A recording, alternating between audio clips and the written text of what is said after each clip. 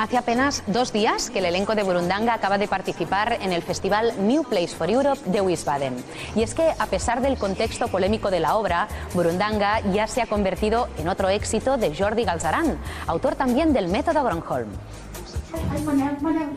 Burundanga es una droga que obliga a decir la verdad.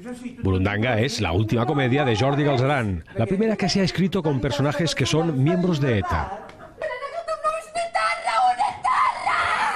Yo he unido una historia romántica con un paisaje de terroristas etarras.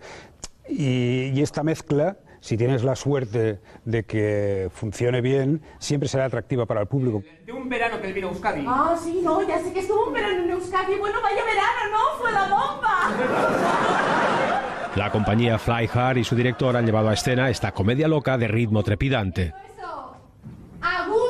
Una comedia loca, pero a la vez donde hay muchas emociones y donde hay unos personajes que viven un pequeño camino vital que les cambia la vida.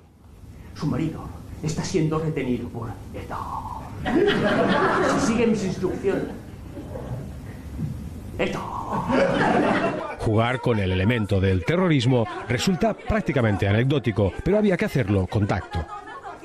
Mi intención cuando escribí la comedia era que nadie se sintiera ofendido. Lo difícil aquí era utilizar este tema, utilizar estos personajes, una cosa tan trágica donde hay gente que ha sufrido tanto, y utilizarlo en tono de comedia. ¿Era posible esto? Este era mi reto, y por eso es una comedia que me costó muchísimo de escribir, porque tenía que encontrar el tono, la historia, los personajes adecuados para que en medio de esta trama, en medio de un secuestro etarra, pudiera surgir la comedia.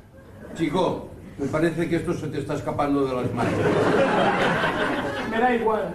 Ya todo me da igual. Porque, hombre, ¿qué te pasa? Estoy acabado. Pon un dedo aquí. ¿Aquí? Y lo que acaba convirtiéndose la obra es en un testimonio de un final de una época, ¿no? De algo histórico que ha marcado mucho este país. En Madrid sigue hasta julio en el Teatro Maravillas, dirigida por Gabriel Olivares, y en Barcelona la compañía Fly Hard ya ha prorrogado las funciones en la Sala Villarroel. A tomar viento y de poner las armas.